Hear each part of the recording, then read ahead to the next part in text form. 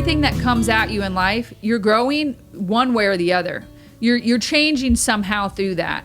And that's the thing, is you can't judge somebody at their darkest time, because they're going to grow from that.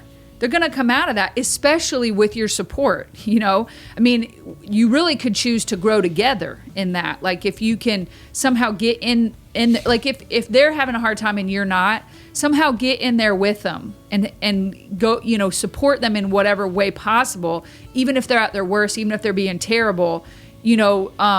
Just being there for somebody is a really big deal to that person, especially when they come out of it. They're going to think, you were really with me through that. You really stood there. You didn't. I kind of unloaded on you last night because, you notice, you said to me, you're just so sad all the time. You're just really sad. And I was like, I really am sad. And part of it is because, the majority for me is probably the chronic illness, the Crohn's that I struggle with. And it does make me sad because it makes it hard for me to do things every day. And that's hard because I have 4 kids and I want to be a good mom and want to be a good wife, and anyways, but even just listen, let me get all that out, as just unloading all that on you, and just being there for me.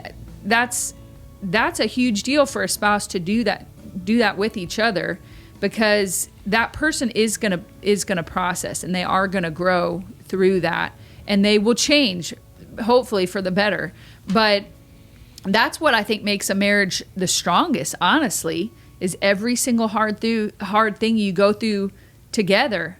Even if it was individually, you're still together. You're still in a marriage together, so it can benefit your marriage. But I mean, I've done that before, where I just thought about every hard thing.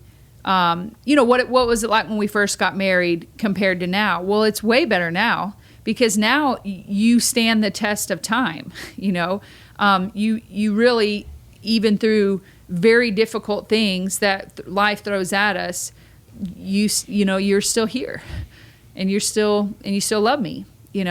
So I think that's how people grow together. That's how they improve your marriage.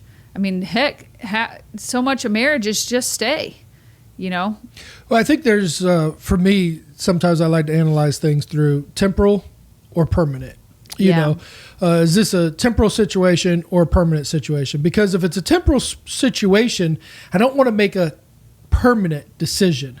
It'd be, and I'm not trying to demote what people are feeling, but I don't know that I'd want to get a divorce right now. Yeah. To make that decision for a divorce in this 5 weeks period, it's a temporal situation. Think about the 1, 2, 3, 5 years that you had with that person before this point in time. And then if it's a permanent situation, all right, well, what does that look like and how do we handle that?